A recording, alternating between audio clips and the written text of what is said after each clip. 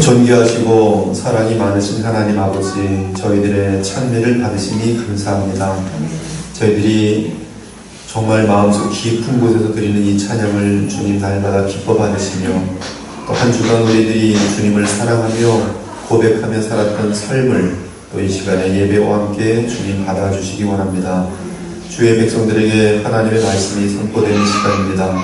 주님 부활의 그 의미를 저희들로 하여금 성경대로 또 받들어 믿고, 그러므로 참된 소망을 받을 수 있는 시간이 될 수 있도록 성령께서 말씀과 함께 하셔요. 우리의 생각과 마음을 지도하시고 인도하여 주시옵소서. 좋은 단지 주의 말씀을 전하는 복음으로만 쓰임받게 하시고, 이분들의 마음에는 복음으로 말미암는 살아있는 믿음이 서게 하여 주옵소서. 예수 그리스도 이름으로 기도 올려옵나이다. 아멘. 예수님께서 부활하신 이후에 이 땅에 40일 동안 계셨습니다. 그가 고난 받으신 후에 또한 그들에게 확실한 많은 증거로 친히 살아계심을 나타내사 40일 동안 그들에게 보이시며 하나님 나라의 일을 말씀하십니다. 예수님께서는 십자가에 죽으시고 부활하신 다음에 이 땅에 40일 동안 계시면서 하나님의 나라의 일을 가르치시고 말씀하셨습니다. 40일을 부활하신 이후에 우리와 함께 계셨어요. 제자들과 함께 계셨습니다. 제자들은 부활하신 예수 그리스도를 직접 만나 그분의 모습을 눈으로 직접 보고 귀로 직접 들으면서 부활이 무엇인지 정확히 알 수 있었습니다. 부활 보고서 잠깐 있는 것이 아니라 40일 동안 부활하신 예수님과 함께 있었다는 말씀이, 물론 항상 같이 있었던 것은 아니지만 나타나셔서 같이 대화 나누시고 또 함께 식사하시고 함께 또 여러 가지 그 교훈을 받으시고 그렇게 했던 것, 제자들이 교훈을 받고 그렇게 되었던 것입니다. 즉 예수님의 부활의 모습을 눈으로 직접 보고 귀로 직접 들으면서 부활이 무엇인지 정확히 알 수 있습니다. 따라서 제자들이 말하는 부활은 피상적이거나 영적이거나 관념적이거나 철학적이거나 그러한 것이 아니라 단순한 것입니다. 실제적이고 체험적이고 증언적인 것이, 이는 부활하신 예수 그리스도를 친히 만남으로 인하여 부활에 대한 다른 이해를 가질 수 있게 된 것입니다. 제가 어저께 어떤 분을 만났습니다. 만났어요. 그리고 저는 사람들에게 그분을 만났다 말하면 되는 거예요. 거기에다가 만남에 대해서 무슨 철학적인 설명을 할 수가 없는 것입니다. 예수님을, 부활하신 예수님을 만났고 부활하신 예수님이 어떠한 모습인지 제자들은 보았단 말씀이에요. 이에 제자들과 사도들은 복음에 있어서 부활이 얼마나 중요한지를 다시 한번 확인하게 되면서 어떤 사상이나 논리적 차원에서 부활을 다룬 것이 아니라 체험적인 차원에서 증거하는 자세로 부활을 다루기 시작합니다. 예수님께서도 주의 부활을 목격한 제자들에게 당부하십니다. 또 이르시되 이같이 그리스도가 고난을 받고 제3일에 죽은 자 가운데 살아날 것과 또 그의 이름으로 죄사함을 받게 하는 회개가 예루살렘에서 시작하여 모든 족속에게 전파될 것이 기록되었으니, 부활하신 예수님의 말씀입니다. 너희는 이 모든 일의 증인이라. 또한 베드로 사도가 선포합니다. 형제들아, 내가 조상 다윗에 대하여 담대히 말할 수 있노니 다윗이 죽어 장사되어 그 묘가 오늘까지 우리 중에 있도다. 그는 선지자라 하나님이 이미 맹세하사 그 자손 중에서 한 사람을 그 다윗의 왕위에 앉게 하리라 하심을 알고 미리 본고로, 다윗이 미리 먼 미래를 봅니다. 미리 본고로 그리스도의 부활을 말하되 그가 음부에 버림이 되지 않고 그의 육신이 썩음을 당하지 아니하시리라 하더니 이 예수를 하나님이 살리신지라. 우리가 다 이 일의 증인이로다. 베드로는 계속 말합니다. 너희가 거룩하고 의로운 일을 거부하고 도리어 살인한 사람, 도적 바라바를 말하죠. 도리어 살인한 사람을 놓아주기를 구하여 생명의 주를 죽였도다. 그러나 하나님이 죽은 자 가운데서 그를 살리셨으니 우리는 이 일에 뭐라고 할까요? 증인이라. 증인입니다. 재판장이라면 증인들의 싸움이에요. 증거와 증인입니다. 너희가 나무에 달아 죽인 예수를 우리 조상의 하나님이 살리시고 이스라엘에게 회개함과 제사함을 주시려고 그를 오른손으로 높이사 임금과 구주로 삼으셨느니라. 우리는 이 일의 증인이요 하나님이 자기에게 순종하는 사람들에게 주신 성령도 이 일에 대하여 증거하느니라. 예수 그리스도의 부활을 증거하는 존재가 바로 그것을 직접 본 제자들과 성령의 가방함의 영상입니다. 우리는 유대인의 땅과 예루살렘에서 그가 행하신 모든 일의 증인이라. 그들이 나무에 달아 죽였으나 하나님이 사흘 만에 다시 살리사 나타내시되, 살릴 뿐만 아니라 40일 동안 예수 그리스도를 나타내시도록 하셨어요. 나타내시되 모든 백성에게 하신 것이 아니요 오직 미리 택하신 증인 곧 죽은 자 가운데서 부활하신 그를 모시고, 부활하신 예수 그리스도를 모시고 그분과 함께 음식을 먹은 우리에게 하신 것이다. 정확합니다. 이 성경은 얼마나 너무너무 정교합니다. 정교해요. 네, 저는 슈퍼컴퓨터를 개발했습니다. 슈퍼컴퓨터 속에서의 엑스타 25하고 웨인이라고 하는데 와이드 에어리어 네트워크이라는 것을 1981년부터 91년까지 한 4년 동안 슈퍼컴퓨터를 개발했어요. 근데 이 컴퓨터를 개발하면서 성격이 어떻게 많이 바뀌냐면 어떤 논리에 대해서 프로그램이라는 게 뭘 하는 거냐면 막 이제 프로그램을 짜다 엔터를 딱 치면 프로그램이 막 돕니다. 돌다가 버그라는 것이 나와요.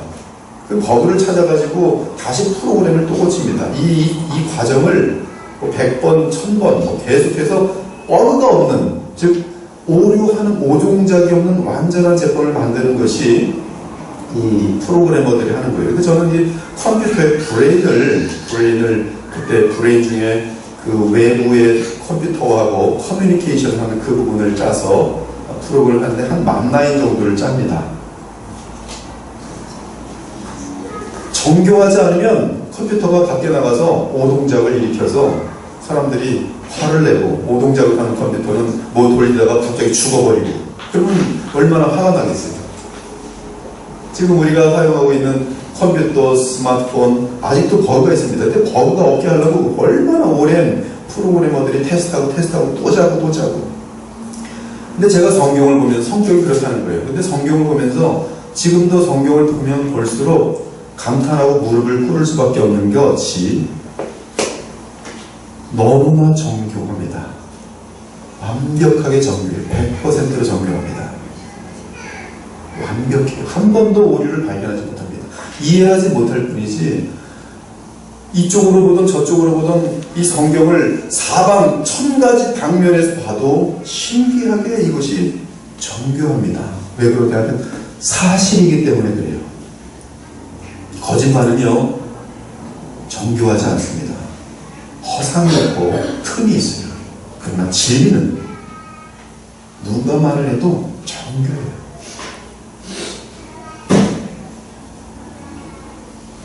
이 부활에 대해서 성경을 보면서도 너무너무 정교한 것이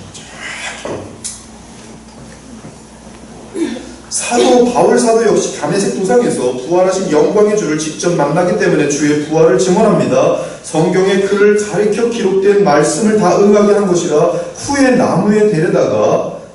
나무에서 내려다가 무덤에 두었으나 하나님이 죽은 자 가운데서 그를 살리신지라. 갈릴리로부터 예루살렘에 함께 올라간 사람들에게 여러 날 보이셨으니. 사도행전 1장 3절은 40일 동안 보이셨으니 그들이 이제 백성 앞에서 그의 증인이라. 장사 지낼 바 되셨다가 성경대로 사흘 만에 다시 살아나서 게바에게 보이시고 후에 12제자에게와 후에 500여 형제에게 일시에 보이셨나니 그 중에 지금까지 대다수는 살아있고. 바울이 지금 이 고린도전서를 기록할 때 예수님의 부활체를 본, 예수님의 부활을 체험한 500명이 동시에 체험하고 예수님과 함께 부활하신 예수님과 동고동락했던 그들 중에 허다한 대다수가 아직도 살아있다. 바울이 지금 증언하고 있어요. 어떤 사람은 잠들었으며, 죽었다는 뜻이죠. 믿음 안에 죽으면 성경은 잠들었다고 표현합니다. 어떤 사람은 잠들었으며, 그 후에 야고보에게 보이셨으며, 그 후 모든 사도에게와 맨 나중에 만삭되지 못하여 난 자 같은 내게도 보이셨느니라. 즉 세상 역사와 성경은 예수님의 부활 사건에 대하여 사상이나 영적으로 다루는 것이 아니라 실제 사건으로, 체험적 사건으로, 그리고 역사적인 사건으로 부활을 다루고 있습니다. 그러므로 예수님의 부활은 실제적, 체험적, 역사적인 사건이고, 나아가 예수님께서 친히 부활의 몸으로 40일 동안 이 땅에서 다니셨기 때문에 부활하신 예수님을 보았던 제자들은 부활에 대해 조금도 의심하거나 부인할 수 없었던 것이에요. 세계적인 변호사들이 성경 기록 및 역사 기록을 근거로 법적으로 부활 문제를 다룬 적이 있습니다. 물론 C.S. 루이스 같은 분은 변호사는 아니지만 그분도 이 기독교를 무너뜨리는 것은 부활만 잘못된 것이다라고 분명히 확인하면 되겠구나, 부활을 접근하다가 C.S. 루이스도 그리스도인이 되어버렸어요. 매튜 아놀드라는 분은 법적으로 모든 증거를 검토한 후 예수 그리스도의 부활은 역사 속에서 가장 확실한 사건이라고 결론을 내렸습니다. 프랭크 모리슨, 길버트 웨스트, 제리 앤더슨, 다 유명한 변호사들입니다. 이들은 예수님의 부활 사실은 그 누구도 부인할 수 없는 자명한 역사적인 사건이라고 했어요. 특히 영국에서 1980년대에 가장 확실한 변호사로 유명하였던 에드워드 클락 경은 나는 변호사로서 첫 번째 부활절에 대한 증거를 보며 수년 동안 연구하였다. 결론적으로 예수의 부활에 대한 증거는 법적으로 볼 때 완전하며 수십 년 동안 최고 법정에서 오랜 객관적 증거에 의하여 법적 선언을 내려왔던 나도 예수 그리스도의 부활에 대한 증거에 대해서는 아무 할 말이 없다. 나는 변호사로서 역사적인 자료 및 모든 증거들을 볼 때 예수님의 제자들과 사도들의 부활에 대한 증언을 받아들일 수밖에 없다. 그러므로 예수는 실제로 부활하셨다 라고 고백했습니다. 곧 부활은 예수님의 부활 사건에 대한 법적 증거의 싸움입니다. 그것은 실제적 사건, 역사적 사건 아니면 아닌 것이에요. 참으로 역사 속에서 실제 발생한 사건이냐 아니냐. 이슬람들은 믿지 않습니다. 예수님은 십자가에 돌아가지도 않았고 부활이라는 그런 사건도 있다고 보지 않습니다. 그러면 십자가에 달린 사람은 누군가? 바 예수라고 하는 다른 사람이다, 이런 식으로 설명합니다. 법적 싸움이에요. 실제냐 아니냐 제일 중요합니다. 여러분의 믿음도 어디에 서 있는가? 바로 지금 궁극적으로 지금 여기 와 있어요. 놀랍게도 예수님의 부활은 실제 역사 속에 있었던 가장 확실한 사건입니다. 사랑 여러분, 정말로 만일 부활이 실제로 발생하지 않았다면 저와 여러분은 물론 우리 모든 그리스도인들은 거짓말장이들이 될 것입니다. 저도 거짓말하고 있는 거예요. 지금 정신찬란자들이 역사 내내 있었던 것이, 특히 주님께서 부활하여 보내셨다고 하는 성령의 역사라는 것도 거짓일 수밖에 없습니다. 성령의 역사는 성경에 의하면 예수님이 부활하심으로 나타나는 가장 확실한 증거이기 때문에 그렇습니다. 부활이 없다면 우리가 성령 받았네 뭐 이런 것들은 다 지금 장난치고 있는 거예요. 거짓말입니다. 우리 안에 새 생명이 있다는 말도, 성령이 우리 안에 계시다는 말도 거짓말입니다. 또한 예수님께서 우리의 죄를 위하여 대속하셨다는 가르침도 거짓이고, 그렇다면 성경은 하나님의 계시가 아니라 거짓의 책이 됩니다. 이 전체가 부활에 대해서 증언하고 있습니다. 또한 예수님께서는 자신이 다시 살아날 것을 친히 여러 번 선포하시기 때문에 만일 예수께서 부활하지 않으셨다면 주님은 거짓말 중에 거짓말장입니다. 만일 예수님이 거짓말쟁이라면 그는 가짜 메시아입니다. 그러면 우리를 대신하여 죄를 담당하셨다는 것도 거짓말이며, 그렇다면 우리의 죄가 그리스도로 인하여 용서받았다는 것도 거짓말 중에 거짓말입니다. 그러면 우리는 궁극적으로 죄사함을 받지 못한 것이니 여전히 죄 가운데 있는 것이며, 따라서 우리도 죽으면 죄로 인하여 지옥에 들어가는 것이, 만약에 또 성경대로 만약에 죄지은 자는 지옥에 들어간다 하면, 바울 역시 고린도서 15장에서 부활이 없다면 우리가 다 속아서 가장 불쌍한 자일 것이라고 말합니다. 만일 죽은 자의 부활이 없으면 그리스도도 다시 살아나지 못하였으리라. 그리스도도 다시 살아나지 못하셨으리라. 그리스도께서 만일 다시 살아나지 못하셨으면 우리가 전파하는 것도 헛것이요, 또 너희 믿음도 헛것이며, 또 우리가 하나님의 거짓 증인으로 발견되리니 우리가 하나님이 그리스도를 다시 살리셨다고 증언하였습니다. 거짓 증언자가 되는 것이죠. 만일 죽은 자가 다시 살아난 일이 없으면 하나님이 그리스도를 다시 살리지 아니하셨으리라. 만일 죽은 자가 다시 살아나는 일이 없으면 그리스도도 다시 살아나신 일이 없었을 터이요. 그리스도께서 다시 살아나신 일이 없으면 너희 믿음도 헛되고 너희가 여전히 죄 가운데 있을 것이요, 또한 그리스도 안에서 잠자는 자도 망하였으려니와. 죽은 다음에 무슨 천국 망하였으려니와. 만일 그리스도 안에서 우리가 바라는 것이 다만 이 세상에 살 뿐이면, 이 세상에 삶 뿐이면 우리는 평생 속아서 살아온 존재들이니 모든 사람 가운데 우리가 가장 불쌍한 자이라. 성경은 지금 부활의 역사적인 사건성에 대해서, 실제성에 대해서 다 걸려 있습니다.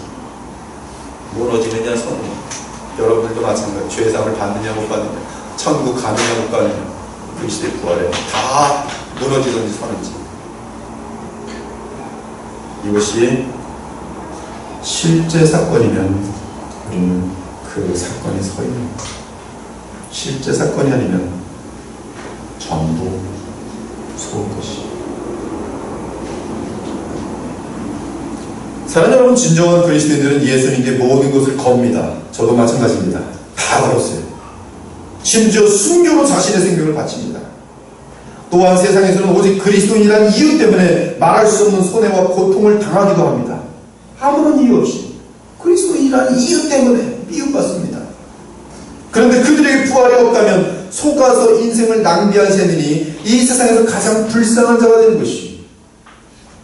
그러므로 예수 그리스도의 부활 사건은 기독교가 무너지느냐 서느냐는 문제요, 내가 구원받았느냐 안 받았느냐를 결정하는 문제입니다. 또한 나의 죄가 용서함을 받았느냐 아니면 그냥 죄 가운데 있느냐가 결정하는 엄청나게 중요한 사건이 바로 부활이 정말 존재하는가, 그리고 예수님이 참으로 부활하셨는가에 달려있습니다.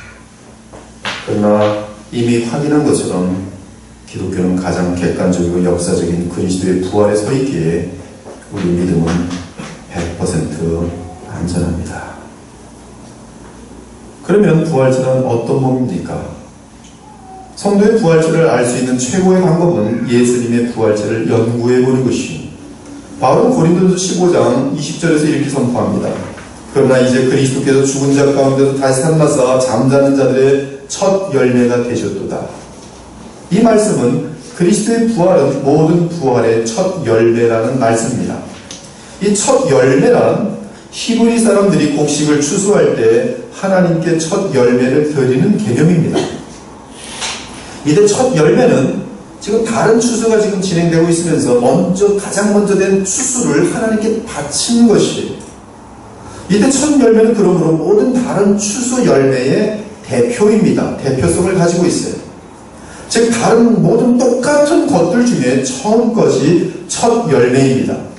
그러므로 예수님의 부활은, 그 부활의 첫 열매라고 하는 것은 앞으로 부활하게 될 우리의 부활의 첫째 증거라는 뜻이요, 이 말은 그분의 부활체는 우리가 입게 될 부활체와 똑같은 종류의 것이라는 것입니다.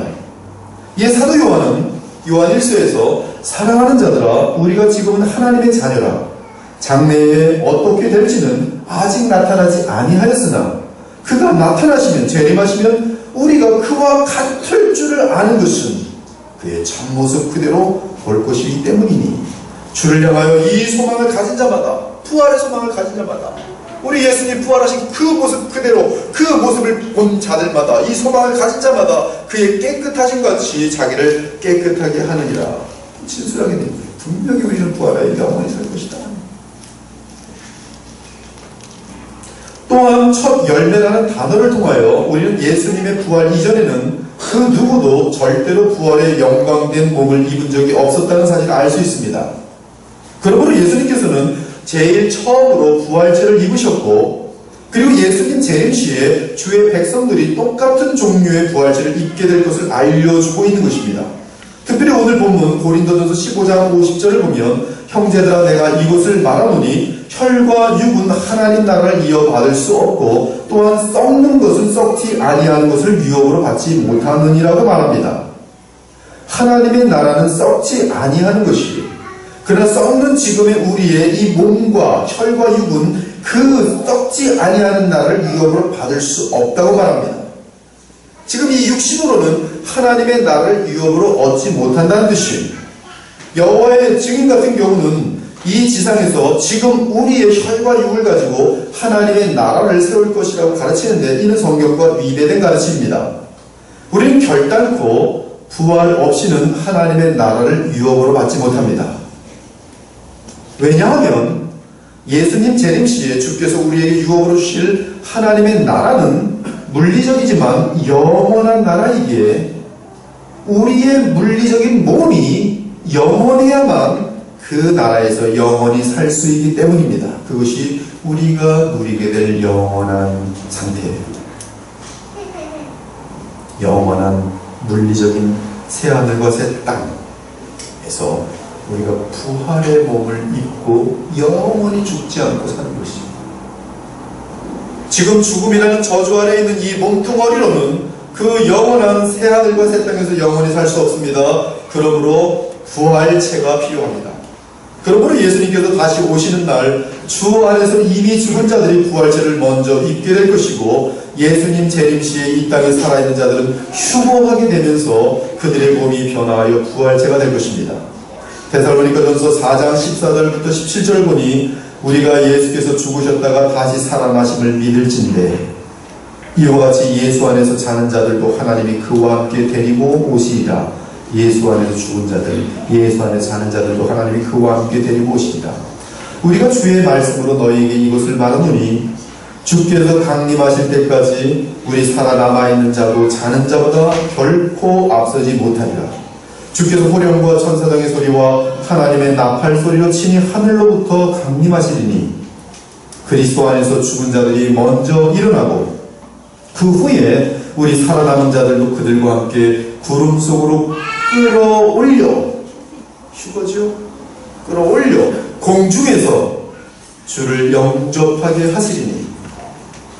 그때 공중에 이미 우리 이전에 죽은 자들은 그렇죠? 다 새로운 부활체를 이미 입었어요. 그리고 이 땅에 살아남은 자들, 예수님이 재림하실 살아남은 자들은 공중으로 그 몸이 순식간에 변화하면서 부활체를 이 변화가 놀라운 것입니다. 이 놀라운 것이에요. 지금 있는 몸이 그대로 공중으로 끌어올리면서 변화되면서 이들이 입었던 부활체와 함께 똑같은 종류의 부활의 사람들이 공중에 주님과 함께 거하게 된 것이에요.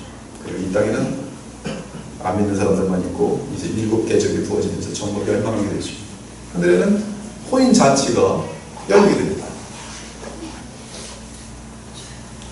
보라 내가 너희 비밀을 말하노니 우리가 다 잠잘 것이 아니요 마지막 나팔에 순식간에 호련히 다 변화되리니 나팔 소리가 나면 죽은 자들이 썩지 아니할 것으로 다시 살아나고 우리도 변화하리라. 여기 우리는 지금 예수님 재림 때에 이 땅에 남아있을 신자들을 지금 대표하면서 지금 말씀하고 있습니다.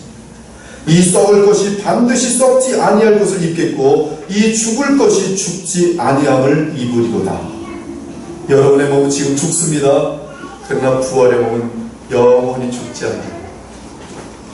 마지막 나팔 때 곧 천사의 호령소리와 하나님의 나팔로 우리 주 예수 그리스도께서 하늘로 쫓아 강림하실 때 그리스도 안에서 죽은 자들이 먼저 일어나고 아직 죽지 않고 살아있던 사람들은 그냥 그대로 공중으로 끌어올려질 것입니다. 변화될 것입니다. 변화되면서 끌어올려질 것이에요. 그 사건은 순식간에 발생합니다. 휴거라 그러죠. 이 마지막 나팔의 순식간에 주의 백성들이 홀연히 다 변화할 것입니다. 순식간에라는 말은 시간적으로 계산할 수 없는 찰나의 순간을 말합니다. 즉 주 안에 있는 모든 사람들의 몸이 눈 깜짝할 사이에, 눈 깜짝하는 것이 얼마나 빠른 건지 모르겠지만 어쩌면 그것보다 더 빠른, 우리가 알 수 없는 그런 어떤 찰나에 다 신령하고 아름다운 영광의 새로운 몸을 입게 될 것이죠. 그리고 부활의 몸을 입은 후로는 영원토록 죽음이라는 것이 있을 수 없습니다. 그 이유는 새로운 육체의 몸은 다시는 죽지 않는 불멸의 몸이기 때문에 그래요. 이런 것들은 플라톤 이원론적인 사상에서는 받아들일 수가 없는 거예요. 육체라는 것이, 물리적인 것이 어떻게 영원히 존재할 수 있는가? 그러나 부활은 우리의 물리적인 것이 영원히 존재하는 것을 증명하는 것입니다. 불멸의 몸. 그러므로 사망이 완전히 소멸되고 죄의 저주는 완전히 제거된 채 그리스도인들에게는 부활이라는 것과 함께 영원한 승리만이 남게 되는 것이, 이 썩을 것이 반드시 썩지 아니할 것을 입겠고 이 죽을 것이 죽지 아니함을 입으리로다. 이 썩을 것이 썩지 아니함을 입고 이 죽을 것이 죽지 아니함을 입을 때에는 사망을 삼키고 이기리라는 기록된 말씀이 이루어지리라. 고린도전서 15장 42절부터 44절은 예수님의 부활체 또는 우리가 입게 될 부활체의 특징을 설명하고 있습니다. 죽은 자의 부활도 그와 같으니 썩을 것으로 심고 썩지 아니할 것으로 다시 살아나며 욕된 것으로 심고 영광스러운 것으로 다시 살아나며 약한 것으로 심고 강한 것으로 다시 살아나며 육의 몸으로 심고, 이 육이라는 것은 사르스, 우리 죄가 이 몸속에 아직 남아있습니다. 육의 몸으로 심고 신령한 몸으로 다시 살아나니 육의 몸이 있은즉 또한 영의 몸도 있느니라. 또는 신령한 몸이 있느니라. 성도의 부활체는 육신의 몸에 대비하여 신령한 몸이라고 말합니다. 이 부활체는, 이 신령한 몸은 썩지 않으며 영광스러우며 강하고 신령합니다. 마찬가지로 부활하신 예수님께서 가지셨던 몸은 썩지 아니하는 몸이요 영광스럽고 강하고 신령한 몸이었습니다. 예수님의 경우는 그의 원래 몸이 부활체로 변화하셨습니다. 예수님께서 재림하실 때 이 땅에 살아남은 자들도 그 몸 자체가 그대로 변화될 것이요, 이때 예수님께서 다시 살아나신 것은 나사로가 죽었다가 다시 살아난 차원이 아니었습니다. 나사로가 죽었다가 다시 살아난 것은 변화된 몸, 곧 부활체로 살아난 것이 아니라 원래 육신의 몸이 죽었다가 또다시 육신의 몸으로 다시 살아난 것입니다. 이때 주께서는 나사로를 다시 살리심으로 단지 예수 그리스도의 부활에 대하여 상징하고 미리 예견하였을 뿐입니다. 즉 나사로가 입은 몸은 원래 육신의 몸이지 영원히 불멸하는 부활체는 아니었던 것이, 그래서 그는 다시 살아났지만 늙어서 다시 죽었어요. 반면 부활하신 주님께서 입으신 그 몸은 부활의 첫 열매로서 영광의 몸으로서 영원히 죽지 않는 불멸의 몸이었습니다. 지금도 우리 주 예수 그리스도는 이 몸을 입고 계십니다. 하늘 보좌 옆에 지금도 이 몸을 입고 계세요. 영원한 불멸의 몸입니다. 이러한 부활의 몸으로 예수님께서는 부활하셔서 모든 잠자는 자, 곧 주 안에 죽은 자들의 첫 열매가 되었습니다. 마찬가지로 예수님 재림 시에 우리가 입을 부활의 몸도 다시는 죽지 않는 영광스럽고 불멸하는 몸이 될 것입니다. 주의 제자들은 이러한 부활체를 입은 예수님을 40일 동안이나 볼 수 있었습니다. 그들은 부활에 대하여 자신의 눈으로 직접 보고 만졌습니다. 또한 부활하신 예수님과 친히 대화를 나누고 식사를 하였습니다. 따라서 그들은 생생한 체험으로 부활체를 미리 알게 되었던 것입니다. 기억해야 할 것은 예수님의 부활체는 예수님께서 이 세상에서 입으셨던 몸과 연속성이 있고 또한 동시에 불연속성이 있다는 사실입니다. 기존의 몸이 변화함으로 인하여 기존의 몸에 대한 연속성이 있고, 그러나 변화하였기 때문에 불연속성이 있습니다. 예수님의 부활체의 연속성을 보면 예수님의 목소리가 같습니다. 물론 영광의 예수님께서 말씀하실 때는 그 소리가 맑은 물처럼 날 거예요. 그러나 또한 인성으로서 여전히 부활체로서 말씀하실 때는 그 목소리가 같습니다. 요한복음 20장 15절 이하를 보면 막달라 마리아가 예수님의 무덤 앞에서 너무나 슬퍼 눈물을 흘리고 있는데 자신 앞에 부활하여 나타나신 예수님을 알아보지 못하고 동산지기인 줄 알고 예수님의 시체를 어디에다 두었냐고 묻는 장면이 나타납니다. 당신이 옮겼거든 어디 두었는지 내게 이르소서. 그리하면 내가 예수님의 시체를 가져가리이다. 이때 부활하신 예수님께서 막달라 마리아에게 마리아야 라고 부르십니다. 이때 막달라 마리아는 자신을 부르시는 그 음성을 알아듣고 주님인 줄 알게 됩니다. 즉 막달라 마리아가 들은 부활하신 예수님의 음성은 자신이 항상 들어왔던 예수 그리스도의 음성과 같았던 것이. 둘째는 요한복음 20장 17절입니다. 예수께서 이르시되 나를 붙들지 말라. 내가 아직 아버지께로 올라가지 아니하였노라. 여기서 붙들다는 헬라어 하포는 달라붙다, 다시는 놓지 않고 매달리라는 뜻인데, 지금 막달라 마리아가 자신 앞에 계신 예수님이 너무나 좋고 반가워서 살아있으니까 예수님께 달라붙어서는 놓지 않고 있는 그런 장면입니다. 따라서 예수님을 붙잡고 메어 다니는 것은 막달라 마리아에게 있어서 현실이며 실체입니다. 환상이 아닙니다. 착각이 아닙니다. 무슨 영을 본 것이 아닙니다. 마리아에게 부활의 예수님을 만난 것은 과거에 예수님을 만난 것, 그것의 연장입니다. 지금 그녀에게 있어서는 아주 생생한 사실입니다. 만일 예수님이 유영이라면 이런 일이 불가능하였을 것입니다.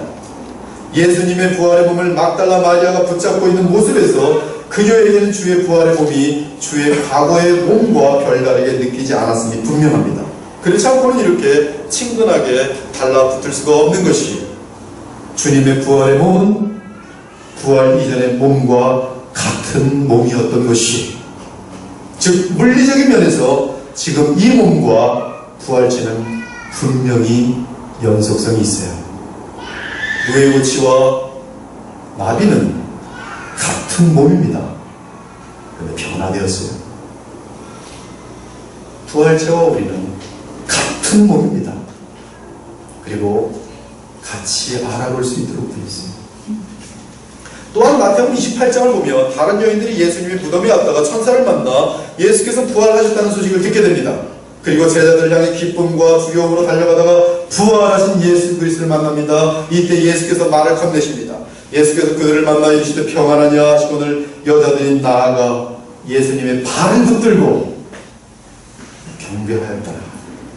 여기서 여자들이 예수님의 발을 붙잡다고 할 때 원하는 크라테오, 꽉 껴안다.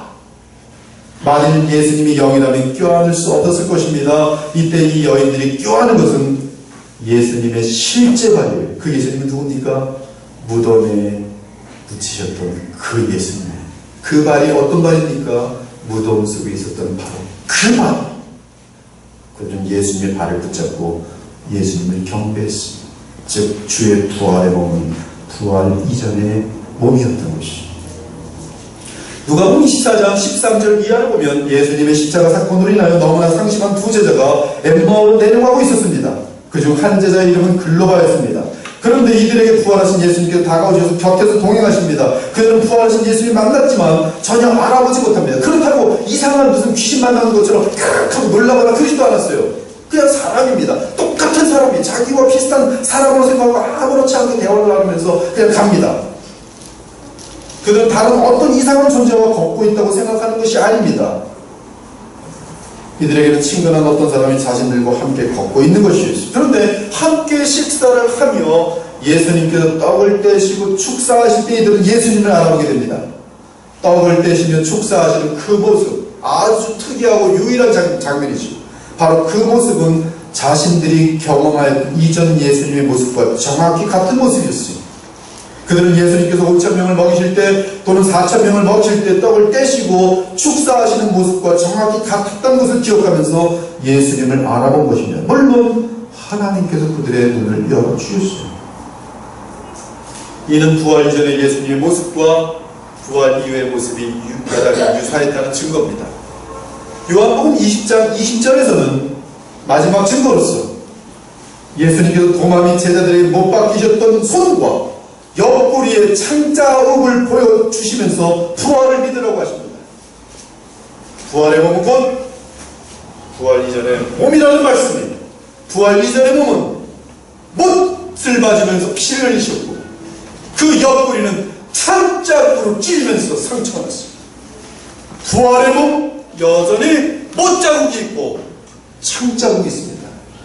부활의 몸은 곧 이전에 예수님이 입으셨던 과거의 몸의 연장, 그 몸이 그 몸입니다.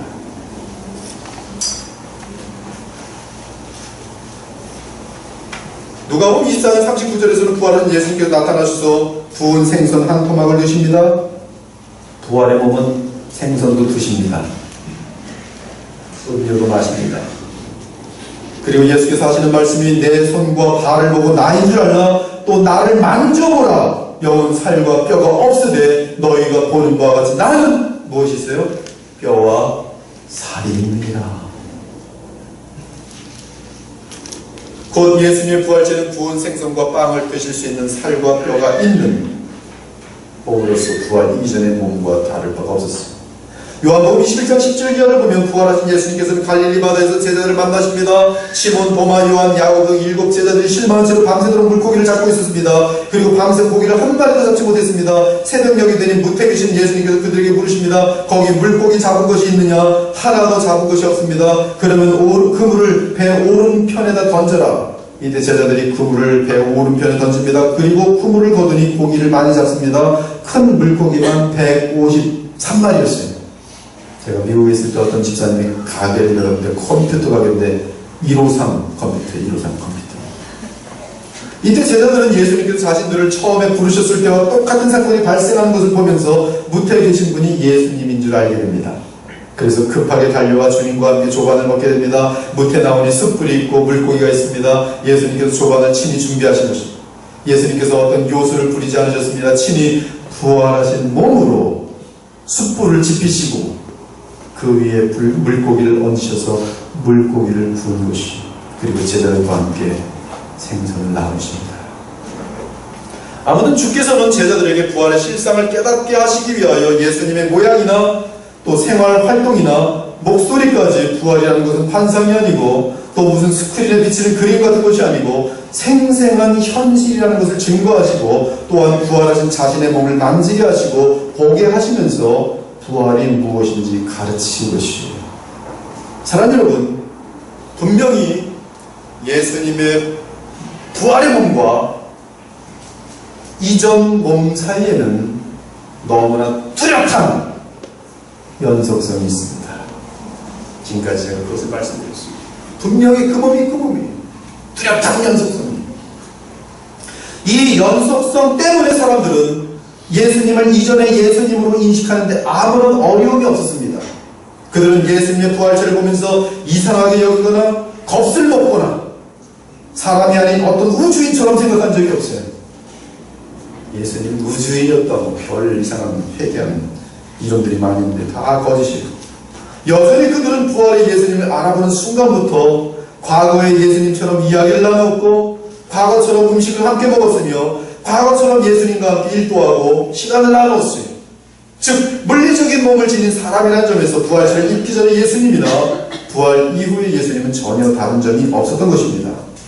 이와 같이 우리도 주님 재림시에 부활체를 입게 될 때에 주님이 재림하실 때 우리도 부활체를 입게 되죠. 이 땅에서 만났던 사람들과 만나면서 부활체를 입고 나서 음식도 먹고 대화도 나누고 과거 이 땅에서 가졌던 관계를 계속 유지할 것이에요. 그러면 늙은 분들은 늙은 모습으로 그대로 부활합니까? 그럴 리가 없죠. 영광과 영광이 다 다르게 부활할 것이에요. 가장 아름답고 영원한 모습으로 부활할 것이에요. 그러나 지금 있는 나와 변화된 나는 연속성이 있다는 말씀. 서로 알아볼 것이에요. 알아보면서 깜짝 놀랄 것이에요. 얼마나 살아생전에 주님을 위하여 그렇게 나누기를 했으면 이렇게 아름답고 영광스러운 분이 되셨네요. 못 알아볼 뻔했어요.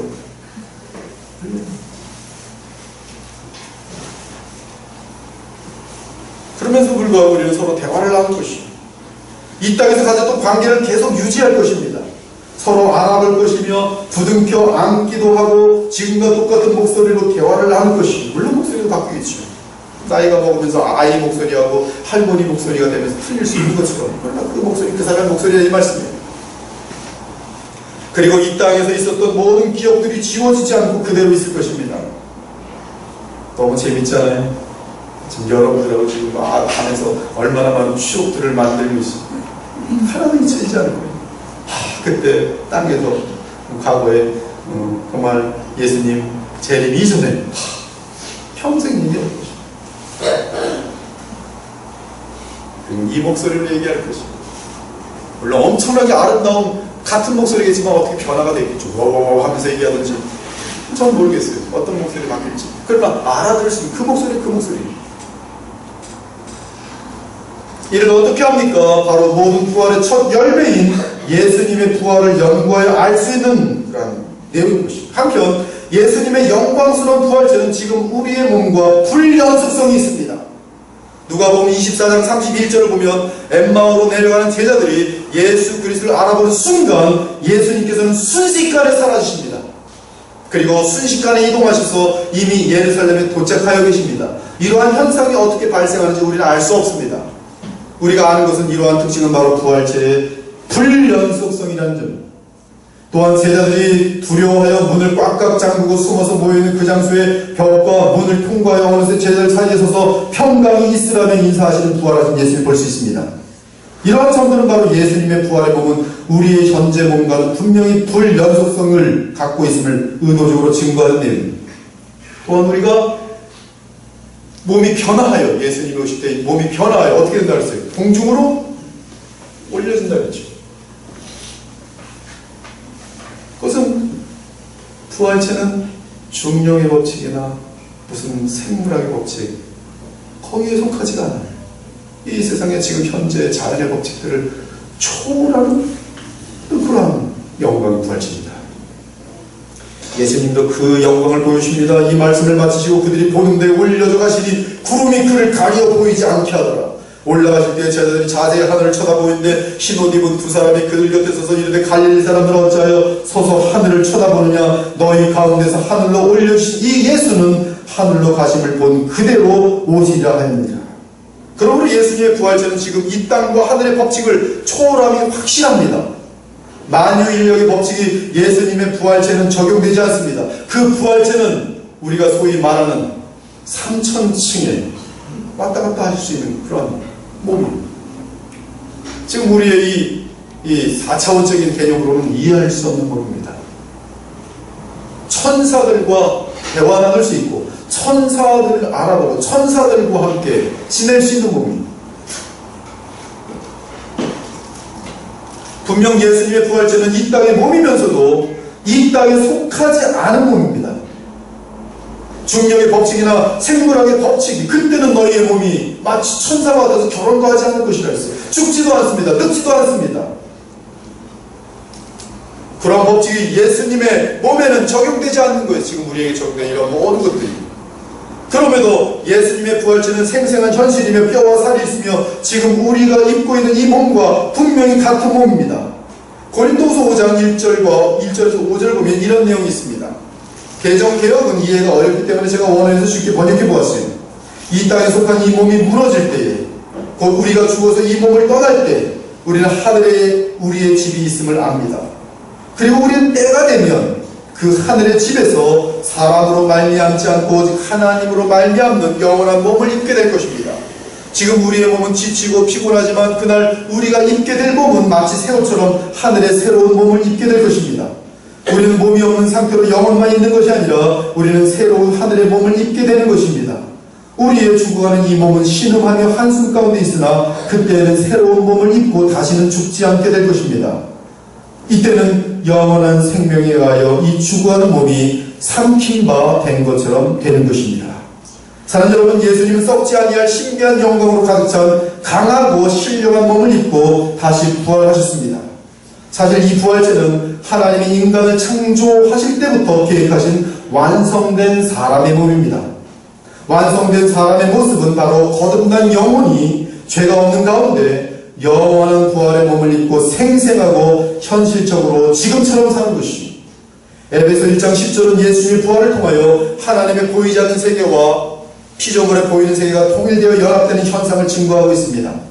그때에는 하나님께서는 우리의 영원한 아버지와 하나님이 되시고 우리는 영원한 그의 백성이 되어 주께서 친히 준비하신 영원하신 기업인 새하늘과 새 땅에서 생생한 현실 가운데 우리는 부활의 몸을 입고 영원히 사는 것이 바로 이것이 우리를 향하신 최종의 영생인 것입니다.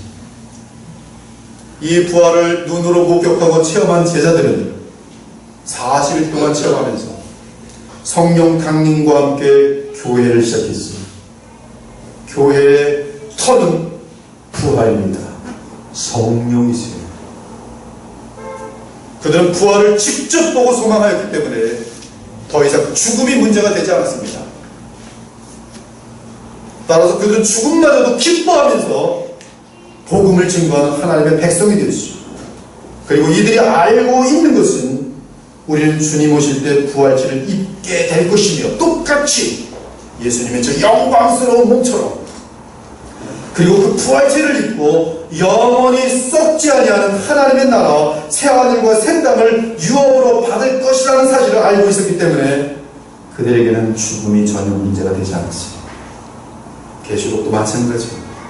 그들 역시 모두가 부활의 정확한 소망을 마지막 적그리스도의 탄압과 살해와 모든 감옥에 가두는 일들을 다 간다는 것이 왜 잠시 지나면 영원한 부활로 들어갈 것입니다.